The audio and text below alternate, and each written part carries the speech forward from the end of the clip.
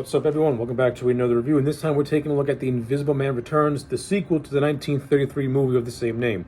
Invisible Man Returns takes place 9 years after the events of the first movie, and it tells the story of Radcliffe, played by Vincent Price, who is a man wrongfully accused of killing his brother. So, in a last-ditch effort to clear his name, he turns invisible in order to catch the real killer. So, that's the overall plot line of The Invisible Man Returns. Right off the bat, to me, I think the plot of Invisible Man Returns is much more stronger than the first movie, and I think a lot of that has to go with Kurt Siodmak, who co-wrote the Invisible Man Returns. Kurt Siodmak would also go on to write The Wolfman, which is a very good movie and one of my favorite of the Universal monsters. Now, prior to this review, I have never seen The Invisible Man Returns outside of a few fleeting clips here and there. And I always knew that Vincent Price, starred as the character in this particular film. So going into this movie, I didn't really have any high expectations whatsoever. But after watching it, I'm not gonna lie, I prefer the sequel to the original.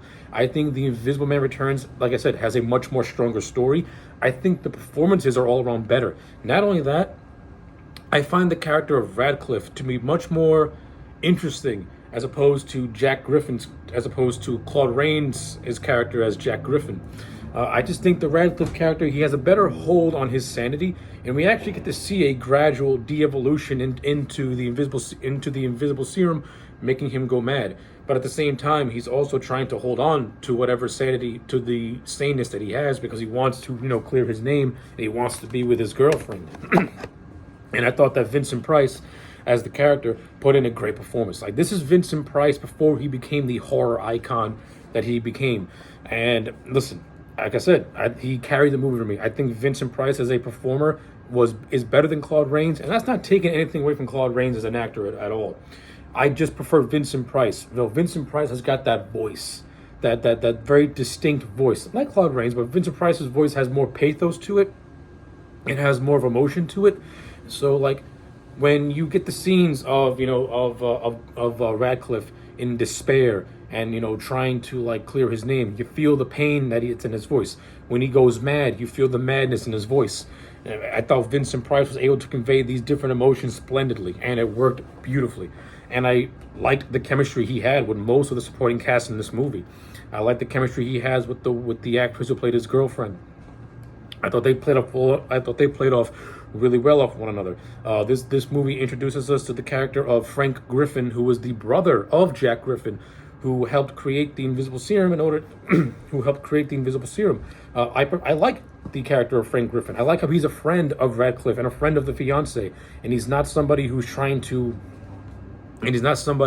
steal away Radcliffe's girlfriend now that he's gone mad. He's somebody who genuinely wants to help Radcliffe get back to normal again and reunite his two friends together.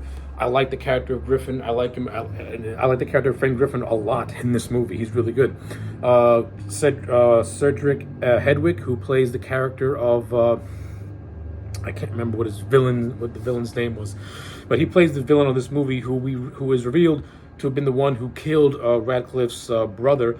And I don't remember what the motivation was for killing the brother. It was lost on me. But I thought he did a fine job. I enjoyed his performance I enjoyed his performance as well. Alan Napier, who is best known for playing Alfred in the Adam West Batman show, he makes an appearance in this movie as a character named Spears in one of the most funniest scenes in this entire movie. When Radcliffe is torturing Spears while invisible, it's really, it's a really funny scene. It kind of piggybacks off that dark humor that was established in that first movie, and you get to see it more in this, and it's really, really fun. And I gotta say, the director Joe May, who made this thing, he did a good job. And in that scene with the Invisible Man torching Spears has got some really creative camera work to it. I really enjoyed it. Not only that, I think the special effects in this movie, when you watch the first movie and this one back to back, it's really night and day to the level of sophistication that these special effects gone through. They're much more polished in this movie. They're much more realistic in this movie, and they look really damn good. Really damn good. I have no complaints whatsoever with the special effects. As the decades and the years gone on with the Invisible Man sequels, And again, I'm only going based off clips. I haven't seen all these movies in full, but you can tell by the clips the special effects got better and better and better as time went along. And The Invisible Man Returns was the first to show the growth and sophistication of the special effects of invisibility. So I enjoyed that to the nth degree. Now is this a perfect movie from Jump Street? No, I think the first 20 minutes can be a little bit slow, and the movie doesn't really start to pick up the pace until Vincent Price is until the Radcliffe character actually comes into the actual movie itself. Prior to his first appearance, everyone it's just exhibition being brought to us as to what's going on with him, why he's in prison, how he's being accused of murdering his brother, and how everyone is just distraught over the fact that an innocent man is being led to his doom, and that there's no investigations to figure and there's no investigation into figuring out if he really is the one who did this heinous crime. And of course, once he gets debuted and the prison break happens, that's where the movie really starts to pick up steam. That's where it starts to get really, really, really good. Like very, very good. This is a very good movie. So, yeah, those are my basic thoughts on The Invisible Man Returns. I enjoyed this movie. I like it better than the first. I think it's better than the first, to be honest with you. I thought Vincent Price in the lead role was fantastic. I like him better than Claude Rains as an actor. I thought the supporting cast was much more stronger. I think the story is much more interesting, and it actually got more clever with the invisibility gags. Especially this one scene where Radcliffe dresses up as a policeman with a gas mask in order to try and get out of the house while everyone's trying to capture him. I thought that was really well done and very entertaining. Good stuff. So, yeah, those are my overall thoughts. And before I do my wraparound, unlike the first movie, which had a tragic ending, this actually had a very good ending. You know, Radcliffe, when all is said and done, he gets his visibility back, and he does not go insane. He gets reunited with his love, and his name is cleared because they ended up catching the real killer at the end. So yeah, this movie has a more hopeful ending and not the dour ending that the original one had. Not to say that the dour ending was bad in the original movie, because I thought that was actually pretty good. But, you know, I like to see the Invisible Man as a guy who is good at heart, and then have the serum slowly start to deteriorate him mentally, but ultimately comes back around again and gets everything he wants.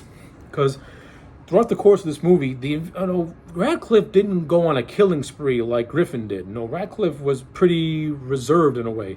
His only intention was to kill the man who killed his brother and framed him for it. So yeah. When all said and done, I give The Invisible Man Returns a solid. I'm going to give it a solid 9 out of 10.